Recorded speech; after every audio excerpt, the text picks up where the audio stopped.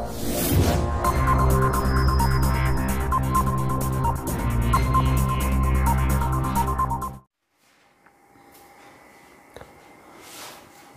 दोस्तों, स्वागत है आप सबका आपके अपने फेवरेट यूट्यूब चैनल स्पर्श एजुकेशन में। नवोदय विद्यालय प्रवेश परीक्षा की तैयारी अच्छी चल रही होगी, ऐसी उम्मीद कर रहे हैं। नवोदय विद्यालय, विद्या ज्ञान, सैनिक स्कूल, सब कक्षा 5 के स्तर की तैयारियों के लिए इसी लेवल की गणित की आवश्यकता है। और यदि आप इसमें निपुण होते जा रहे हैं तो ये एग्ज़ाम आपके लिए बहुत आसान होने वाला है।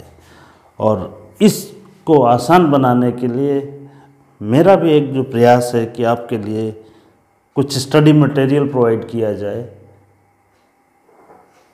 उसके तहत कुछ टेस्ट लेकर आए हुए हैं, एक टेस्ट लेकर आए, उस एक टेस्ट में इस टेस्ट में कुछ प्रश्न हैं, उन प्रश्नों को आपको हल करना है। मेरे साथ साथ मैं भी आपको हल करके दिखाऊंगा और आपको भी अपने स्तर से हल करना है। देखना है कि आपका स्तर क्या पहुंचा, आपका लेवल क्या पहुंचा इस तैयारी के दौरान। तो चलिए देखिए, सबसे पहले आपकी स्क्रीन पर प्रश्न आ रहा होगा कि अंकों 3, 4, 7, 0,7 से बनने वाली अंकों 3, 4, 0,7 से बनने वाली सबसे छोटी तथा सबसे बड़ी संख्या का योग क्या है। संख्या पद्धति से रिलेटेड सवाल है और अंकों से बनने वाली संख्याएं, डिफरेंट अंक दिए हुए हैं, डिफरेंट डिजिट्स दी हुई हैं और इनसे एक नंबर तैयार करना है। कौन सा? Smallest number and largest number. तो कैसे करते हैं इस चीज़ को? सबसे पहले हम देख लेंगे अंक कौन कौन से हैं। पहले के 3, 4, 0, 7। कितने अंक हैं अपने पास? 4 अंक हैं। इन 4 अंकों में से सबसे पहले हमें क्या लेना है? कोई भी ले सकते हैं, या तो छोटी या बड़ी, क्योंकि दोनों का योग पता करना। पता क्या करना है? दोनों संख्याओं का योग। योग बताने से पहले हमें वो 2 संख्याएं चाहिए। संख्याएं कौन सी हैं? छोटी और बड़ी। कौन सी छोटी संख्या, कौन सी? इन अंकों से बनी हुई छोटी संख्या और इन अंकों से बनी हुई बड़ी संख्या। तो सबसे बड़ी संख्या बनाने के लिए सबसे बड़ा अंक सबसे पहले, फिर उससे छोटा। तो सबसे बड़ा क्या है? 7 है। उससे छोटा क्या है? 4 है। और 3 उसके बाद 0। ठीक है, ये हो गया 4 अंकों से, इन 4 अंकों से बनने वाली सबसे बड़ी संख्या। इसके बाद अगली संख्या लिखेंगे जो है सबसे छोटी संख्या, इन अंकों से बनने वाली सबसे छोटी संख्या।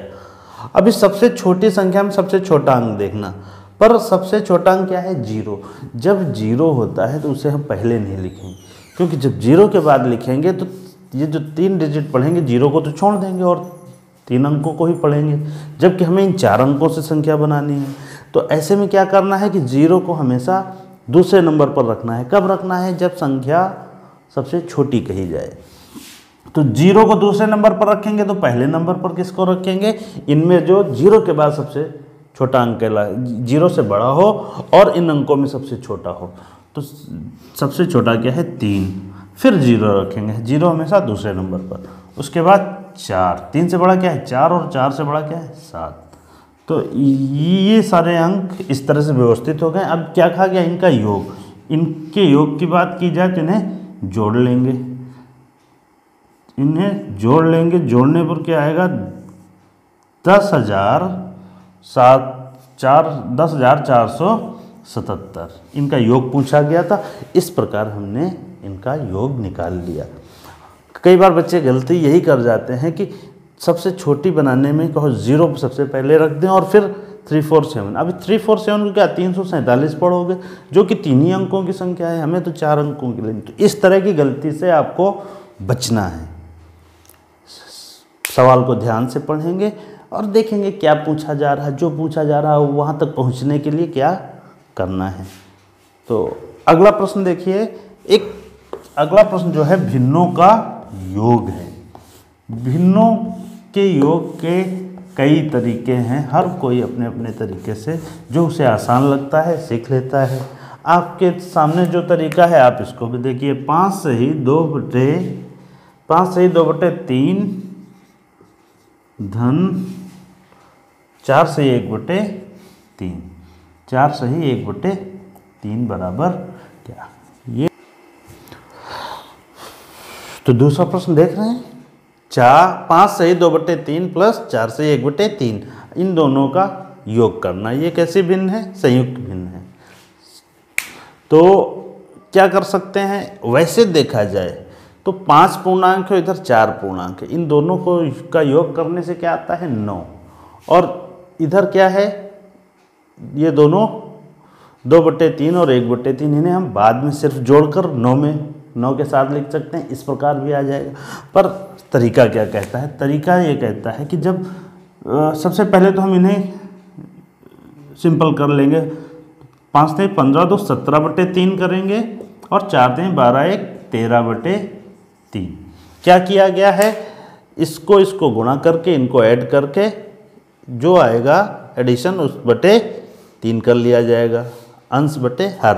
अंश क्या तैयार होकर आ रहा है, तो 5 और 3 का गुणा और करके 2 जोड़ने पर आ रहा है 17/3 हो गया, प्लस 4 से ही 1/3 को 4 × 12 और 1 13, 4 3 जा 12 प्लस 1 13, 13/3, 13/3। इस तरह से इसको लिख लेंगे। अभी इसमें भिन्नों की जहाँ बात की जाती है, फ्रैक्शंस के इस रूप की बात की जाती है, वहाँ कहा जाता है कि जहाँ हर समान हो, जहाँ हर समान हो, तो क्या करना है आपको कि जहाँ हर समान हो अंशों को हम जोड़ लेंगे। तो हर समान है और अंशों को योग करने पर क्या आएगा, 13 और 17 को जोड़ेंगे तो कितना आएगा 30। इस प्रकार हमें ये मिल गया। अभी ऑप्शन में यदि ये मौजूद है तो ये लिख दो, ये मौजूद नहीं होगा। तो यदि ये मौजूद नहीं तो इसको और सरल करना है तो हमें इनको भाग दे लेना, 3 से 30 में भाग देंगे तो भागफल क्या आएगा 10। तो क्या हुआ, अपना आंसर क्या हो गया 10। इस प्रकार से इसको किया जा सकता है। ओके, भिन्नों का योग यहाँ पर क्या था, हर समान थे इसलिए इनका योग आसान था। हर समान नहीं होने की दशा में क्या करते हैं कि इन हरों का हम लासा निकाल लेते हैं, जब हर समान नहीं होते, बराबर नहीं होते, इक्वल नहीं होते। यहाँ पर क्या है कि ये इक्वल है, और इक्वल है तो न्यूमरेटर को ऐड करना है, न्यूमरेटर्स जो भी हैं इन्हें ऐड करना है, डिनोमिनेटर वही रखना है, और उसके बाद सिंपल कर लेना है, सिंप्लीफाई कर लेना है। कैसे, 13/3 इसका मतलब क्या, 30/3, 30 को 3 से विभाजित करना है, विभाजित हो रहा है पूरी तरीके से, तो विभाजित कर लेंगे और उत्तर के रूप में इसको लिख देंगे। आइए देखते हैं अगले प्रश्न को। अगला प्रश्न क्या है कि 4.703 किलोग्राम,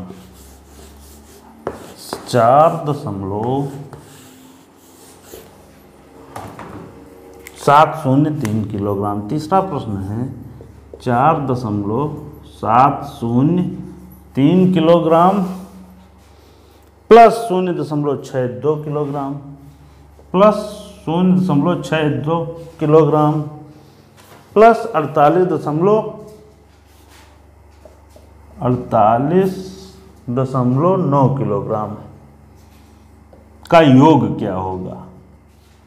शब्दों में लिखा हुआ है, इसको इस प्रकार उतार लेंगे और इनको इसके बाद क्या है, इनका योग करना है।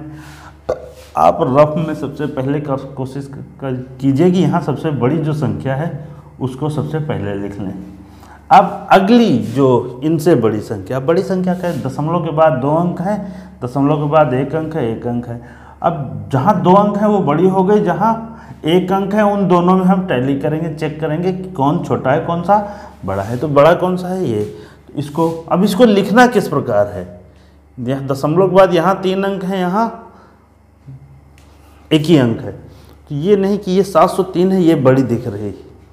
यहाँ पर क्या है कि दशमलव के नीचे हमें दशमलव लिखना है, इस प्रकार लिखेंगे 4.703।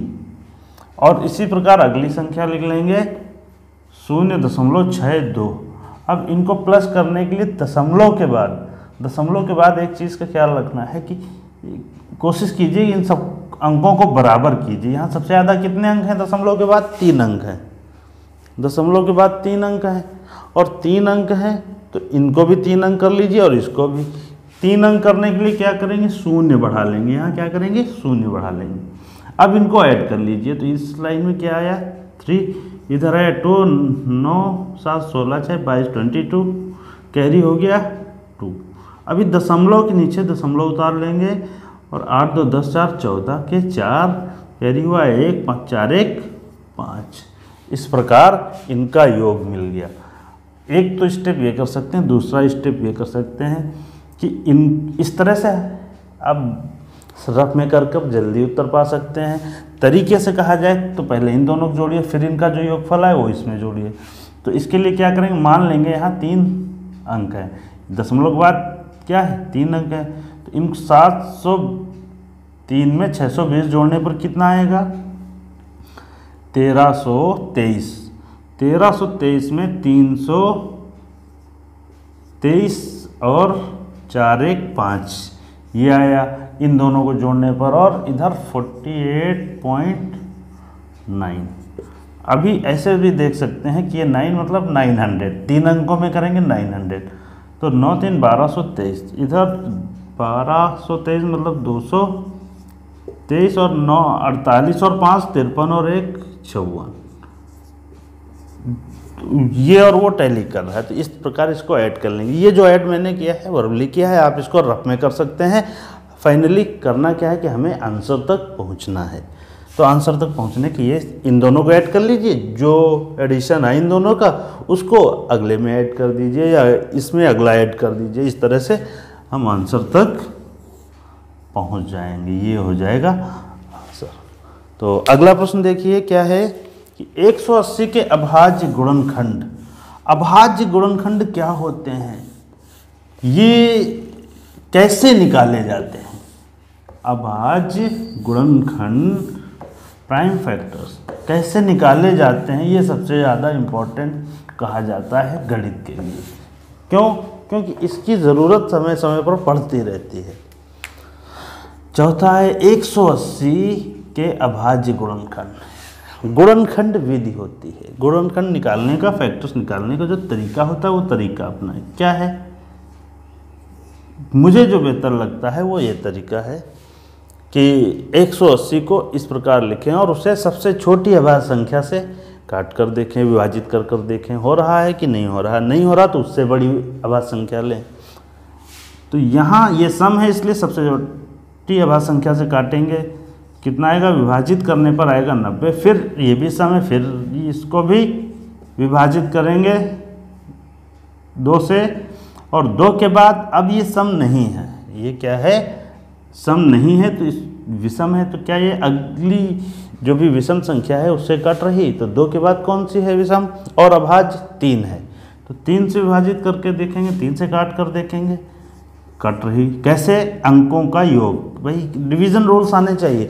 फैक्टर्स निकालने के लिए डिविजिबिलिटी रूल्स नहीं आ रहे हैं तो फिर थोड़ा टफ हो जाएगा, तो इन्हें लर्न कीजिए, इनकी प्रैक्टिस कीजिए।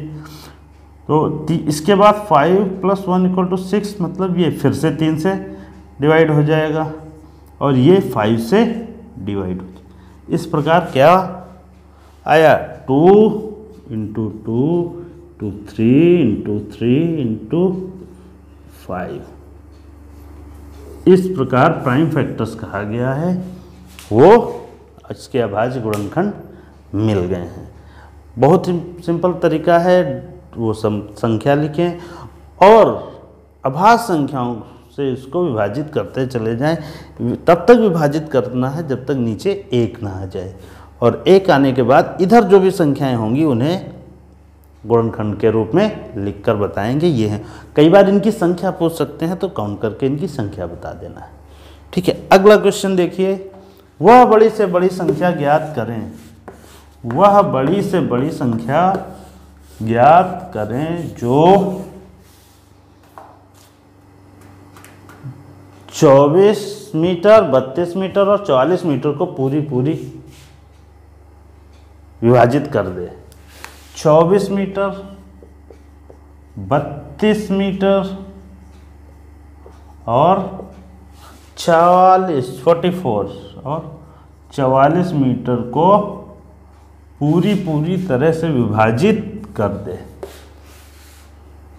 इनको पूरा विभाजित करने वाली सबसे बड़ी संख्या, सबसे बड़ी माप कौन सी हो सकती है, ये निकालने का तरीका होता है इन संख्याओं का मासा। मासा गुणनखंड विधि से भी निकाला जाता है और भाग विधि से भी। तो यहाँ मुझे जो लगता है आसान क्या है, आसान और जल्दी निकल कर आ जाएगा भाग विधि से। पहली छोटी संख्या से बड़ी संख्या जो उसकी इमीडिएट बड़ी होगी उसमें हम भाग देकर देखेंगे। भाग देकर देखने से क्या पता चलता है कि इन दोनों संख्याओं का मासा निकाल सकेंगे, एचसीएफ। इन दोनों के एचसीएफ निकालने के बाद कही जाए तो क्या निकलेगा, 8 निकलेगा। एचसीएफ निकालना आना चाहिए, उससे संबंधित प्रश्न है और एचसीएफ निकालना काफ़ी आसान होता है। अब इस तरह से 32 को हमने 24 से डिवाइड किया, डिवाइड करने पर शेष कितना बचा, 8। अब इस 8 से मुझे वापस इस भाजक में भाग देना है। तो इसमें भाग दिया तो कितनी बार गया, ये भाग तब तक करना है जब तक पूरी तरह से विभाजित ना हो जाए। पूरी तरह विभाजित होने के बाद जो भाजक होगा लास्ट वाला, वो क्या हो जाएगा, जिन दो संख्याओं में हम भाग दे रहे थे उन दोनों का मासा हो जाएगा। तो इन दोनों का मासा आया ये, और इसका और अगली संख्या जो बची थी, अब इन दोनों का मासा निकालना, 8 और 44 का। तो फिर वापस ऐसे ही भाग विधि से 8 और 44 का करके देख लेंगे। 40 डिवाइड करना है, जो शेष बचे, हमेशा जो शेष बचे वापस उससे किस में भाग देना होता है, पिछले भाजक में। और कब तक देना होता है, जब तक पूरी तरह से विभाजित। अब पूरी तरह से विभाजित होने के बाद क्या जो लास्ट भाजक होता है आखिरी का, उससे हम मासा मान लेते हैं। तो इन माप को 24 मीटर, 32 मीटर और 44 मीटर वाली माप को विभाजित करने वाली सबसे बड़ी माप कौन सी है, 4 मीटर। हम क्या कर सकते हैं, 4 मीटर सबसे बड़ी संख्या है, सबसे बड़ी माप है जो इन लंबाइयों को विभाजित कर रही है। यही प्रश्न था। इस तरह से इसके उत्तर तक पहुंचा जा सकता है। बहुत सारे लोग कंफ्यूज हो जाते हैं कि मासा कैसे निकालनी है, उन्हें पता ही नहीं है। ये यहाँ पर मासा पूछ रहा, मासा निकालना आता है, पर इस प्रश्न में मासा पूछ रहा है, एचसीएफ पूछा जा रहा है, ये उन्हें नहीं पता है। तो एचसीएफ कैसे निकालें इसको ज़रूर जानें, मासा कैसे निकालते हैं इसको ज़रूर समझें। तो अगला प्रश्न है 14.7 का निकटतम पूर्ण संख्या में मान। 14.7 का निकटतम नियरेस्ट होल नंबर किसका चाहिए, 14.7। अभी इसका निकटतम पूर्ण संख्या में दशमलव के लेफ्ट साइड में जो होता है वो पूर्ण भाग कहलाता है, दशमलव के राइट साइड में जो होता है वो दशमलव भाग कहलाता है। तो निकटतम की जहाँ बातचीत की जाए, निकटतम में क्या हो, जैसे कहा गया कि सैकड़े में मान बताइए, दहाई में मान बताइए, या 10वें में या 1000वें में मान बताइए। तो 10वां, 1000वां, 100वां ये दशमलव के राइट साइड में आता है। सैकड़े में, दहाई में, 1000वें में, 1000 में, 10,000 में, लाख में मान बताने के लिए हमें बाईं तरफ देखना पड़ेगा। तो यहाँ क्या पूछा है, पूर्ण संख्या में, मतलब इकाई में एक तरह से कह लो। तो यहाँ तक मान क्या होगा उसके लिए हमें ये देखना होगा। इसमें क्या देखना होता है कि क्या ये 5 से, इस यहाँ का मान पूछ रहे हो, क्या ये 5 या 5 से अधिक है, 5 है या उससे अधिक है। ये ऐसी स्थिति में क्या करते हैं, जब अधिक होता है तो इस प्रकार कि अधिक है तो 1 यहाँ लिखकर ऐड कर दिया और यहाँ वही रहने दिया, 0 मान लिया गया। तो इस प्रकार ये पूर्ण संख्या के निकट है। सपोज ये 14.3 होता तो इसका मान क्या होता, 5 से कम है तो यहाँ हम 0 ही ऐड करते और यहाँ 0 मान के इसको 14 ही। किसके निकट है, किसके नज़दीक है, किसके पास है। तो 14.7 ये 15 के पास है या 14 के पास है। तो साफ दिख रहा है कि इसके बाद 15 जल्दी आ जाएगा। माइनस करेंगे तब काफ़ी गैप के बाद 14 आएगा। तो किस गैप किसका कम है? 15 और 14.7 का कम है, ना कि 14 और 14.7 का कम है। इस तरह से भी देख सकते हैं। और सिंपल सा तरीका कहा जाएगा कि आप जिस स्थान का मान पूछ रहे हैं उसके राइट साइड के पहले स्टेप का मान देख लीजिए। 5 से कम है तो आपको उसमें एक ऐड कर, 5 से अधिक है तो ऐड करना है, 5 से कम है तो वही रहने देना है, मतलब 0 ऐड करना है, कुछ नहीं ऐड करना। अगला प्रश्न है 40, 30, 50, 70 तथा 55 का औसत क्या होगा? औसत कैसे निकालें? औसत कैसे निकालें ये जानना भी ज़रूरी है। एवरेज क्या होता है, औसत क्या होता है? आप वीडियोस में देखेंगे तो इस तरह के सवाल पाएंगे। संख्याएं कौन सी हैं? संख्याएं देखना है 40, 30, 50, 70। 40, 30, 50, 70 और क्या 55, 55 कहा गया। इन संख्याओं का औसत, जब औसत की बात की जाती है तो औसत बराबर क्या होता है? एवरेज का सूत्र क्या कहता है? एवरेज का सूत्र कहता है कि राशियों की संख्या, राशियों का योगफल बटे राशियों की संख्या। राशियों के योगफल, यहाँ राशियाँ किसको कहा गया? ये जो संख्याएं दी गई हैं ये हो गई राशियाँ, इनका योगफल करना, इनको जोड़ना, इनको ऐड करना है। तो इन सबको ऐड करने पर इसे आप कहीं पर भी रफ में ऐड कर सकते हैं। 40 + 30 + 50 + 70 + 55। इस प्रकार क्या पाएंगे? 4 3 7 7 7 5 12 7 19 5 24 245। ऐड करने पर कितना आया? 245। अभी क्या करना है? औसत का सूत्र राशियों का योगफल, वो तो हम लोगों ने निकाल लिया। अभी हमें क्या करना होगा? इनकी संख्या देखनी पड़ेगी बटे इनकी संख्या, राशियों की संख्या। तो 1 2 3 4 5, क्या है इनकी संख्या? 5 है। अभी क्या करना है? इसको सिंप्लीफाई करना है, इसको सरल कर लेना है। कैसे? इन्हें डिवाइड करके। तो 5 से 24 में भाग देंगे, कितनी बार? 4 बार गया, और फिर 4 बचा, 4 पर 5 आ गया, 45, 5 9 45। तो इनका औसत क्या आया? 49। इस तरह से औसत तक पहुंचा जा सकता है।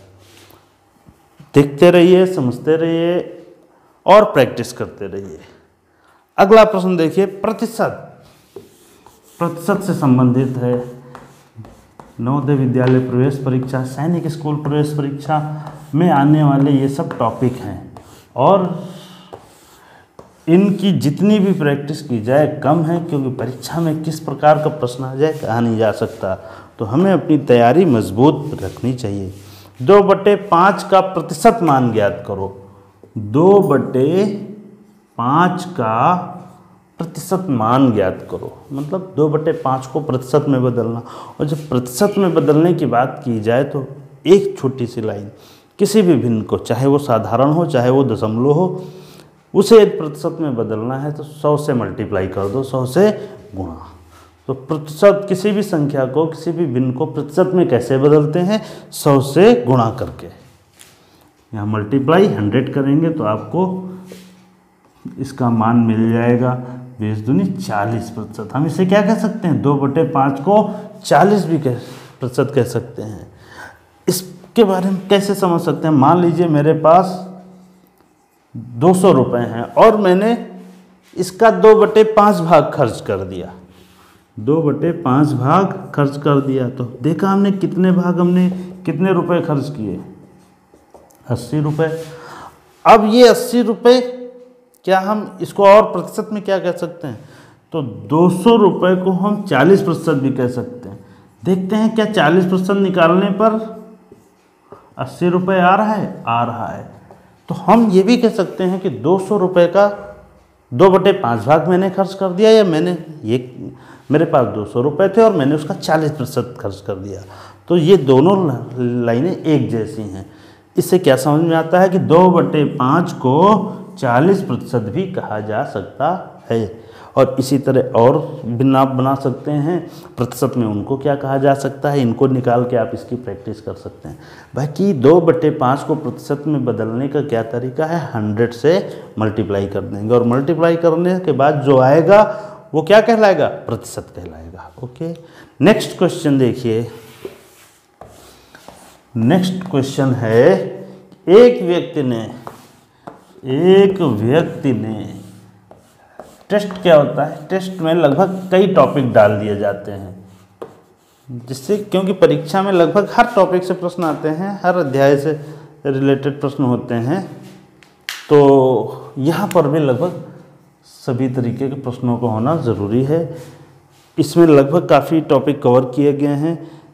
उनमें से इस बार कहा जाए कि इन प्रश्नों में अगला जो टॉपिक है, जिस टॉपिक से प्रश्न है वो है प्रॉफिट एंड लॉस, लाभ और हानि।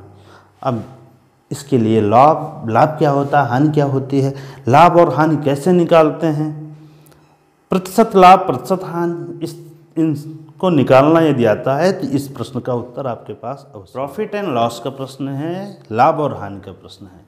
लाभ हानि कैसे निकालते हैं, प्रतिशत हानि कैसे निकालते हैं, प्रतिशत लाभ कैसे निकालते हैं, इन सबको समझने के लिए वीडियो चैनल की प्लेलिस्ट में वीडियोस उपलब्ध हैं, इन सबसे संबंधित उन्हें देखिए, वहाँ से इन सबको सीखिए। और उससे क्या होगा कि जिन बच्चों को ये नहीं आ रहा होगा उनके लिए सीखना आसान होगा।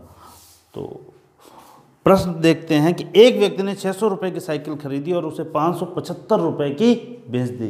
क्या लिखा हुआ है कि एक व्यक्ति ने 600 रुपये की साइकिल खरीदी और उसे 575 रुपये की बेच दी, उसे कितने प्रतिशत की हानि हुई। प्रतिशत हानि पूछा जा रहा है, प्रतिशत हानि पूछा जा रहा है। और दिया हुआ क्या है सवाल में, हमें ये देखना है, क्रय मूल्य दिया हुआ है, क्योंकि 600 रुपये में खरीदी, बेची कितने में, 575 रुपये में, 575 रुपये में बेचा। उसके बाद पता क्या करना है, प्रतिशत हानि। इतना तो पता है कि यहाँ पर हानि हो रही, क्योंकि उसने ज़्यादा में खरीदी कम में बेची तो हानि हो रही। कितने की हानि हो रही, हानि निकालने का सूत्र क्या है, क्रय मूल्य में विक्रय मूल्य घटाने से पता चल जाता है कितनी हानि। इस प्रकार 25 रुपये की हानि हो रही। कैसे हानि निकालेंगे, क्यों निकालेंगे अभी बता रहे हैं, क्योंकि प्रतिशत हानि पता करनी है। तो इस प्रकार 25 रुपये की हानि हो रही, क्रय मूल्य में विक्रय मूल्य घटा लिया और हानि निकाल ली। प्रतिशत हानि, प्रतिशत का मतलब आपको ये हानि यहाँ तो 100 पर हो रही है, 600 पर हो रही है, क्योंकि 600 रुपये क्रय मूल्य था और हमेशा हानि या लाभ क्रय मूल्य पर होता है, तो 600 रुपये पर 25 रुपये की। और जब प्रतिशत पूछा जाता है तो 100 पर आपको बताना है कि कितने। तो 600 का जितने गुना 100 है, 600 का जितने गुना 100 है, कम गुना है, काफ़ी कम हो गया है, कुछ भाग है कह लो, तो उतना ही भाग हमें इस 25 का निकालो। तो इतना सब न याद करके हमें याद प्रतिशत हानि का एक सिंपल सा सूत्र याद कर लेंगे, जो कि ये कहता है हानि बटे क्रय मूल्य। हानि बटे क्रय मूल्य करना है और इसे 100 से डिवाइड करना है। 2 शून्य ऊपर के 2 शून्य यहाँ, 25 को इससे डिवाइड करेंगे तो 6 सही 1/4 प्रतिशत हानि। तो रहा नहीं सिंपल, इस तरह से प्रतिशत हानि निकाल सकते हैं। हानि क्यों निकाला गया था, क्योंकि हानि बटे क्रय मूल्य था। क्रय मूल्य सवाल में दिया हुआ है, कॉस्ट प्राइस सवाल में दिया हुआ है, कितने रुपए का लॉस हो रहा है, हानि हो रही, वो नहीं दिया हुआ है, वो निकाल लिया। और हानि बटे क्रय मूल्य गुणित 100 करने पर हमें क्या मिल गया, 6 सही 1/4 प्रतिशत। प्रतिशत हानि निकालना है तो जो आएगा उसे हम लिखेंगे प्रतिशत हानि। इस प्रकार आप उसमें सवाल तक पहुंच सकते हैं, सवाल के उत्तर तक। अगला प्रश्न है साधारण ब्याज से संबंधित। आपने पढ़ा होगा साधारण ब्याज क्या होता है, साधारण ब्याज कैसे निकालते हैं, मूलधन, समय, दर और साधारण ब्याज पर आधारित सवालों को हल करना ज़रूर सीखा होगा। यदि नहीं सीखा है तो उसके लिए भी वीडियो उपलब्ध है, वीडियो अवश्य देखें। 10वां क्वेश्चन, 1200 रुपये का 1200 रुपये का 5% वार्षिक ब्याज की दर से 5% वार्षिक ब्याज की दर से 3 वर्ष का साधारण ब्याज क्या होगा? सिंपल इंटरेस्ट, साधारण ब्याज। और साधारण ब्याज के सवालों में सबसे आसान होता है साधारण ब्याज निकालना। बस उसके लिए आपको कुछ थोड़ा सा एक सूत्र याद होना चाहिए साधारण ब्याज निकालने के लिए, और सिंप्लीफिकेशन आना चाहिए, सरलीकरण आना चाहिए। सरलीकरण में आपको विभाजन करना होता है, मल्टीप्लिकेशन करना होता है, इस तरह से। तो क्या साधारण ब्याज का सूत्र कहता है कि 100 मूलधन गुणित समय गुणित दर बटे 100, मूलधन गुणित दर गुणित 100,